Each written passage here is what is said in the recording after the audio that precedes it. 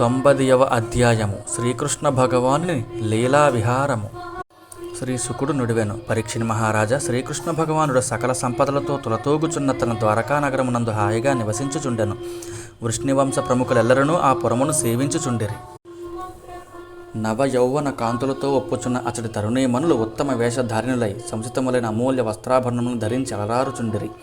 వారు తమ హర్మ్యములయందు బంతులతో ఆడుచున్నప్పుడు వారి కదలికలు విద్యుత్కాంతులను తలపింపజేయుచుండెను. అతడి రాజమార్గములన్నీయును మదధారలను స్రవింపజేయుచున్న గజములతో చక్కగా అలంకృతలైన బడులతో అశ్వములతో బంగారు కాంతులను విరజిమ్ముచున్న రథములతో ఎల్లప్పుడూ క్రిక్కిరిసియుండెను. ఆ నగరమునందలి ఉద్యానవనములు ఉపవనములు బాగుగా పుష్పించిన వృక్షముల పంక్తులతో విరాజిల్లుచుండెను. పుష్పములపై చేరి మకరందమును గ్రోలుచు తుమ్మెదలు ఝుంకారములు చేయుచుండెను. పక్షులు తమ కలకలారావములతో సందడి చేయుచుండెను. ఆ నగరమునందు శ్రీకృష్ణ పరమాత్ముడు రుక్మిణి ప్రభృతి అష్టమహిషులకును 16,000 మంది పత్నులకును ఏకైక వల్లభుడై వేర్వేరు రూపములతో తెజరిల్లుచు సకల భోగ్య భోగోపకరణములతో సమృద్ధములైన వారి సౌధములయందు విహరించుచుండెను. ఆ సౌధములయందలి సరస్సులు అత్యంత సుందరములు, బాగుగా వికసించి పలు వన్నెలతో ఒప్పుచున్న ఉత్పలములు, కలహారములు, కుముదములు, పద్మములు మొదలగు పుష్పముల యొక్క పరాగములతో వెలసిల్లుచున్న ఆ సరస్సులయందుల నిర్మల జలములు పరిమళములను వెదజల్లుచుండెను. ఆ జలములయందు విహరించుచున్న హంసలు, బెగ్గురు పక్షులు మొదలగునవి చేయుచున్న కలకల ధ్వనులు వినసొంపుగా నుండెను. శ్రీకృష్ణుడు అట్టి సరోవరములయందును అప్పుడప్పుడు నదులయందును తరుణీమణులతో గూడి గ్రుంకులిడుచు జలక్రీడలు సొలుపుచుండెను. వారు ఆ పురుషోత్తముని తమ కౌగిళ్లలో చేర్చుకొనినప్పుడు వారి వక్షస్థలములయందలి కుంకములు ఆ స్వామి అంగములయందు అంటుచు వింత శోభలను గొలుపుచుండెను. ఆ సమయమున శ్రీకృష్ణుని యశో వైభవములను కీర్తించుచు గంధర్వులు మధురముగా గానాలాపన చేయుచుండిరి. ఇతర కళాకారులు మృదంగ, పణవ, ఆనక వాద్య ధనులతో వీణనాదములతో రంజింపజేయుచుండిరి. సూత, మాగధ, వంది జనులు వంశావళిని కీర్తించుచుండిరి. భగవంతుని భార్యామణులు నవ్వుల పువ్వులను వెదజల్లుచు యంత్రముల ద్వారా శ్రీకృష్ణునిపై జలములను చల్లుచుండిరి. యక్షరాజైన కుబేరుడు యక్షకాంతలతో వలె ఆ స్వామియు ఆ తరుణీమణులపై జలములను చల్లుచు వారితో క్రీడించుచుండెను. ఆ జలక్రీడలలో అతని రాణుల వస్త్రములన్నీయును తడిసి ముద్దలగుచుండెను. తలలు తడియున్నట్లు కృంకులిడుచుండుట వలన వారి పెద్ద పెద్ద కొప్పులపై అలంకృతములైన పూలమాలలు జారిపోవుచుండెను. ఆ పత్నులు తమ ప్రియుడైన శ్రీకృష్ణుడిపై జలసేచనములలో పోటీ పడుచు చేరువ అయి ఆ స్వామిని కౌగిలించుకొనసాగిరి. ఆ ప్రభువు యొక్క సుఖస్పర్శతో వారిలో ప్రేమభావములు పొంగి పొరలేను. అప్పుడు వారి ముఖ కమల శోభలు ఎంతయూ ఇనుమడించెను. ఆ సమయమున తరుణీమణుల వక్షస్థలముల యందు లిప్తమైన కుంకుమతో శ్రీకృష్ణుని వనమాల రాగ రంజితమయ్యను. క్రీడాభినివేశ కారణముగా ఆ స్వామి యొక్క కుంతలములు అటునిటు చలించుచు అందములను చిందించుచుండెను. ఆ ప్రభువు తన పత్ని రత్నములపై సంతోషాతిశయముతో జలములను చల్లుచుండగా వారును ఆ పురుషోత్తముని కవ్వించుచు రెట్టింపు ఉత్సాహముతో జలసేచనములు గావించుచుండిరి. ఈ విధముగా శ్రీకృష్ణుడు ఆడు ఏనుగులతో కూడిన గజేంద్రుని వలె తన భార్యామణులతో విహరించెను. నిరంతరము కళా కౌశలములతో గీత వాద్య ప్రావీణ్యములతో తమను మురిపింపజేయుచుండెడి నటీనటులకు, నర్తకీమణులకు, వాద్య కళాకారులకు శ్రీకృష్ణుడును ఆయన పత్నులను జలక్రీడా సమయమును తాము ధరించిన అమూల్య వస్త్రాభరణములను బహూకరించిరి. శ్రీకృష్ణుడు అట్లు విహరించుచు తన వయ్యారపు గమనము తోడను మధురాలాపముల తోడను క్రీగంటి చూపుల తోడను దరహాసముల తోడను ఏకాంత క్రీడలతోనూ ఆలింగన సౌభాగ్యముల తోడను ఆ పత్ని రత్నములను పరవశింపజేయుచు వారి హృదయములను దోచుకొనెను. ఆ పారవశ్యములో వారు ఈ లోకమునే మరచిరి. రాజా, ఆ కాంతల హృదయములు నిరంతరము కృష్ణలీలా రథములై యుండెను. ప్రేమోన్మత్తలై ఉండుట వలన వారి నోట మాట పెగలకుండెను. ఆ స్వామి తమ ఎదుట ఉన్నప్పుడును లేనప్పుడును ఆ అరవిందాక్షునే స్మరించుచు వారు ఏమేమో మాట్లాడుచుండిరి. వాటినన్నింటినీ వివరించెదను, సావధానుడవై వినుము. అప్పుడు శ్రీ కృష్ణపత్నులు ఇట్లు పలుకసాగిరి. గోరువంక, లోకము పూర్తిగా గాఢనిద్రలో మునిగియున్నది. మన స్వామి కూడా ఏమాత్రము బాహ్య విషయ స్పృహ లేకుండా నిద్రించుచున్నాడు. నీవు మాత్రము నడుము వాల్చక నిద్ర లేకుండా విలపించుచున్నావు. నీకును మాకు వలె ఆ నలినాక్షుని చిరునవ్వులతోనూ ఉదార లీలల వలనను క్రీగంటి చూపుల ప్రభావమునను హృదయము దెబ్బతిన్నదా ఏమి? మనస్సు పనిచేయుటలేదా ఏమి? ఓ చక్రవాకి, ఈ రాత్రివేళ నీ స్వామి పతిదేవుడు కనబడనందున నీవు కన్నులు మూసుకొని దీనస్వరముతో దైన్యముతో దొరపిల్లుచున్నావా? నీవును మావలే పతికి దాస్యము సేవలు చేయగోరి మేల్కొని ఉన్నావా? ఆ ప్రభువు పాదముల యందు సమర్పింపబడిన పూలమాలను కొప్పునందు ధరించుటకు ఆరాటపడుచున్నావా? తెలుపుము. సముద్రమా, నీకు నిద్ర పట్టుటలేదా? ఎల్లప్పుడూ గర్జించుటూనే ఉన్నావు. నిద్ర పట్టని జాడ్యము ప్రాప్తించినదా? అది ఏమీయూ కాదు. నీకు సహజమైన ధైర్యము, గాంభీర్యము మొదలగు ఉదాత్త గుణములను మా కృష్ణుడు దోచుకొని పోయినట్లున్నది. ఉదాత్త గుణములను అంటే నీ నుండి ఉద్భవించిన లక్ష్మీదేవిని, కౌస్తభమును ఆ శ్రీకృష్ణుడు దోచుకొని పోయినాడు గదా. ఆ స్వామి ఏకాంత పరిశ్వంగ సమయమున మా కుంకుమాది లేపనములను, మా హృదయములను అపహరించినాడు. అందువలననే నీవును మావలే నిద్రలేమి వ్యాధితో బాధపడుచున్నట్లున్నావు. సముద్రుడా,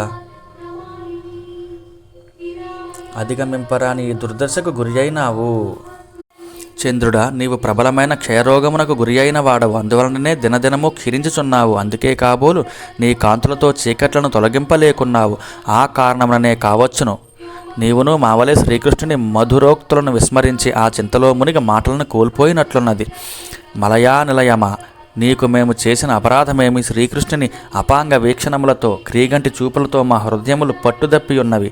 అది చాలదా ఎన్నట్లు మా మనస్సులలో ఇంతకుముందే కామోద్దీపనములను ప్రజ్వలింపజేయుచు నీవును మమ్మ బాధించుచున్నావు. మేఘుడా, నీవు యదువంశ శిరోమణి అయిన మా కృష్ణునకు ఎంతయు ప్రీతిపాత్రుడవు. ఎలయన ఆయన వలె నీవును శ్యామవర్ణ శోభితుడవు, ఆతపార్తి హరుడవు. మావలే నీవును ఆ స్వామియడ ప్రేమానురాగ బద్ధుడవై ఆయనను గూర్చి ధ్యానించుచుంటివి. ఆర్ద్ర హృదయుడవైన నీవు ఆయన కొరకు మా రీతిగా ఉత్కంఠతో ఉన్నట్లున్నావు. అందువలననే కాబోలు పదే పదే ఆ స్వామిని స్మరించుకొనుచు అశ్రు వర్షధారలను కురియుచున్నావు. వాస్తవముగా ఆ ప్రభువుతోటి సంబంధము దుఃఖదాయకము.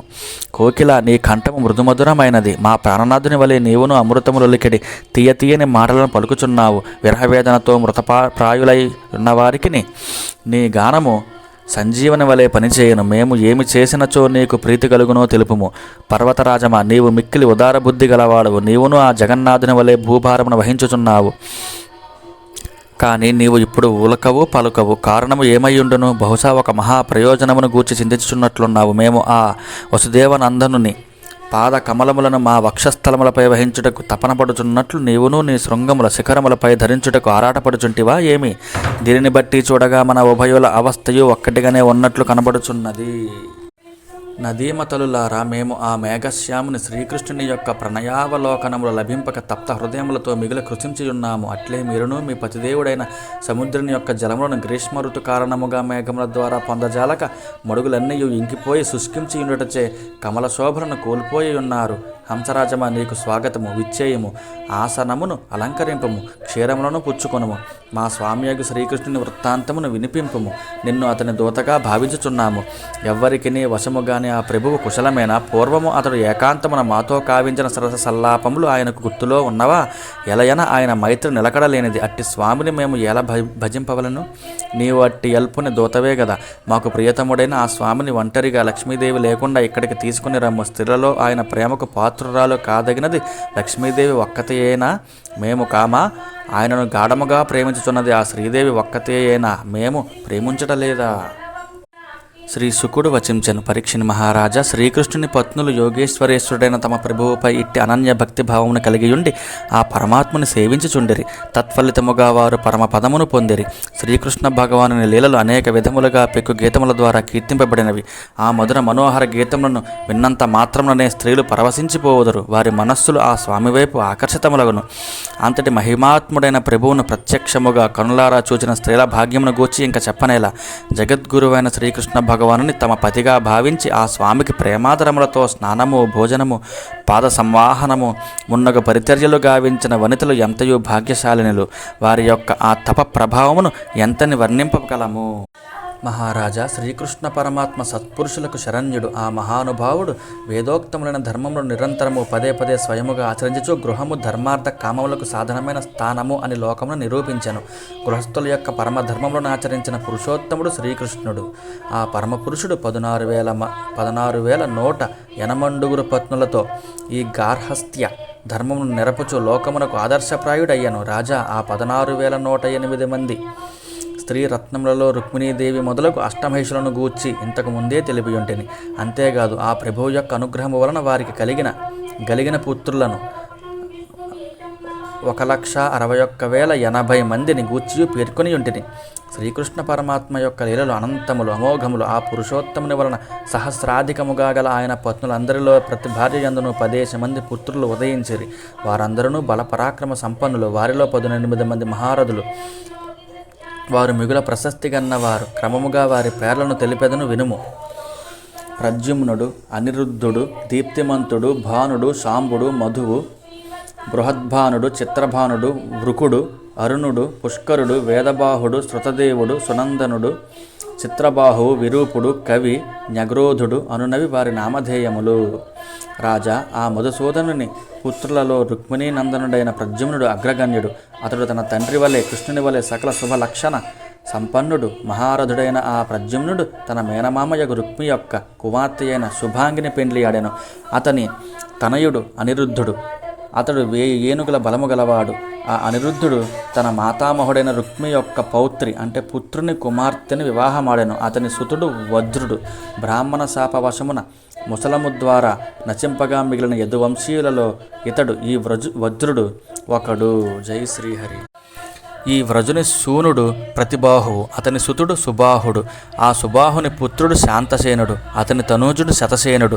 ఈ యదువంశమున పుట్టిన వారందరూ సంపన్నులు, బహు సంతానవంతులు, దీర్ఘాయువులు, పరాక్రమ శోభితులు, బ్రాహ్మణ భక్తి తత్పరులు. మహారాజా, ఈ వంశము వారెల్లరూ వాంశగాంచిన వారు, కార్యశూరులు. వేల కొలదిగా వృద్ధి చెందిన ఈ వంశము వారి యొక్క సంఖ్య అపరిమితము. వారిని లెక్కించుటకు 10,000 సంవత్సరములైనను చాలవు. ఈ యదువంశమున ప్రభవించిన కుమారులకు విద్యాబుద్ధులు నేర్పిన ఆచార్యుల సంఖ్య 3,88,00,000. మహాత్ములైన యాదవుల సంఖ్యను ఎవరు లెక్కింపగలరు? ఒక్క వసుదేవుని చెంతనే దాదాపు 1 నీలము అంటే 10,00,00,000 సంఖ్యలో పరిజనులు, సైనికులు గలరు. మహారాజా, పూర్వము దేవాసురులకు ఘోర సంగ్రామము జరిగెను. అందు పెక్కుమంది క్రూర రాక్షసులు మరణించిరి. వారే ద్వాపర యుగమున రాజులుగా జన్మించి గర్వితులై ప్రజలను బాధింపసాగిరి. ప్రజా కంటకులైన ఆ రాజులను నిగ్రహించుటకై యదువంశమున జన్మింపవలసినదిగా శ్రీహరి దేవతలను ఆదేశించెను. వారందరూ 101 వంశముల వారైరి. వీరందరూ శ్రీకృష్ణ భగవానుని తమకు ప్రభువగను ఆదర్శ పురుషుడుగను భావించిరి. ఆ స్వామికి అనుయాయులైన యదువంశీయులెల్లరూ అన్ని విధములుగా వృద్ధి చెందిరి. ఆ యదువంశజులు శారీరకముగా పరుండుట, కూచునుట, తిరుగుట, మాట్లాడుట, క్రీడలు సొలుపుట, స్నానాది కృత్యములను నెరపుట మొదలగు కర్మలను ఆచరించుచున్నను వారి మనస్సులు మాత్రము కృష్ణుని యందే లగ్నములై ఉండును. బాహ్య జీవితమున వారు చేయుచున్న పనులన్నీయును యాంత్రికముగా జరుగుచుండెను. పరీక్షిణి మహారాజా, ఇంతకుముందు శ్రీహరి దివ్యపాద నిజతమైనందున గంగానది పవిత్ర తీర్థముగా ప్రశస్తిగన్నది. అంటే శ్రీహరి పాదాలను నుంచి ఉద్భవించింది గంగాదేవి. అది తీర్థరాజ్యమై వెలుగొందునది. కానీ ఆ శ్రీహరియే యదువంశమున శ్రీకృష్ణుడిగా అవతరించిన పిమ్మట ఆ స్వామి యొక్క యశో వైభవం ముందు గంగానది ప్రాశస్త్యము చిన్నబోయినది. శ్రీకృష్ణ పరమాత్మయుడ భక్తి తత్పరులైన వారును, వైరభావము వహించిన వారును ఉభయులను ఆ ప్రభువు యొక్క అనుగ్రహమునకు పాత్రులై సారూప్య మోక్షమును పొందిరి. భక్తులను, శత్రులను కూడా సమానముగా అనుగ్రహించుట ఆ పరమపురుషుని వైశిష్ట్యము. లక్ష్మీదేవి అనుగ్రహమునకై బ్రహ్మాది దేవతలను పాటుపడుచుచుందురు. అట్టి లక్ష్మీదేవియే నిరంతరము శ్రీకృష్ణుని పాదసేవలు చేయుచుండెను. శ్రీకృష్ణ తత్వజ్ఞాన రహితులు కూడా ఆ పురుషోత్తముని నామమును ఒక్కసారి విన్నను, ఉచ్చరించినను వారి పాపములన్నీయును పటాపంచలగును. జై శ్రీహరి. శ్రీకృష్ణ పరమాత్మ ఋషివంశజులు ఆచరించుచున్న ధర్మములన్నింటికి ఆ శ్రీహరియే, శ్రీకృష్ణుడే సంస్థాపకుడు. కాలస్వరూపమైన సుదర్శన చక్రమును ఆయుధముగా ధరించినవాడు ఆ మహానుభావుడు. అట్టి ప్రభావాన్వితుడైన శ్రీకృష్ణుడు సమస్త భూభారమును తొలగించుటలో ఆశ్చర్యమేమున్నది? శ్రీకృష్ణుడు దేవకీదేవి గర్భమున జన్మించినవాడు అని లోక ప్రసిద్ధి ఉన్నను వాస్తవముగా ఆ స్వామి సకల ప్రాణులలో అంతర్యామగా వెలుగొందుచుండును. యదువంశీయులందరూ ఆ ప్రభువునకు పార్షదులై అనుచరులై సేవలు చేయుచుందురు. ఆ పురుషోత్తముడు తన బాహుబలముతో అధర్మమును రూపుమాపుచుండును. చరచరా ప్రాణులకు ప్రారబ్ధ జనితములైన పాపములను అన్నింటినీ తొలగించుచుండువాడు ఆ మహాత్ముడు. ఆ ప్రభువు తన దరహాస విలాసముల చేతనే వ్రజస్త్రీల యొక్క మధుర ద్వారకానగర వనితల యొక్క హృదయముల యందు ప్రేమానురాగములను పెంపొందించును. అట్టి దేవదేవునకు జయము జయము. రాజా, ఆ శ్రీహరి ప్రకృతికి అతీతుడు. తాను నెలకొల్పిన ధర్మ మర్యాదలను రక్షించుటకై పలు దివ్య లీలావతారములను దాల్చెను. వాటికి అనురూపములైన అద్భుత లీలలను ప్రదర్శించెను. ఆ ప్రభువు యొక్క లీలా విలాసములను స్మరించిన వారి యొక్క సమస్త కర్మబంధములను మటుమాయమగును. శ్రీహరియడ భక్తి తాత్పర్యములు, భక్తి నిరతి కుదురుకొనుటకు ఎదురగు ప్రతిబంధములు అన్నీయును, భక్తి యోగ ప్రతిబంధకములన్నీయును ఆ పరమపురుషుని పుణ్య కథలను విన్నను, కీర్తించను తొలగిపోవును. మహారాజా, ప్రతిక్షణము శ్రీకృష్ణుని యొక్క మనోహరమైన లీలా వృత్తాంతములను శ్రవణ కీర్తన చింతనాదులు అనొచ్చుట వలన మానవునకు భక్తి నెలకొనును. తత్ప్రభావమున యమకింకర్లు కూడా ప్రవేశింపరాని పరమపదమును అతడు పొందును. అట్టి పరంధామ ప్రాప్తికై పెక్కుమంది చక్రవర్తులు సైతము వివాహ సుఖములకు ఆలవాలములైన తమ రాజ్యాధికారములను పరిత్యజించి విడిచిపెట్టి తపశ్చర్యలకై వనములకు చేరిరి. కనుక ఆ పురుషోత్తముని దివ్య కథలను శ్రవణమునొచ్చుట మానవాళికి ముఖ్య కర్తవ్యము. జై శ్రీమన్నారాయణ, జై శ్రీకృష్ణ పరమాత్మ, జై శ్రీ బలరామదేవ. దశమ స్కంధము సమాప్తము. హరయే నమః.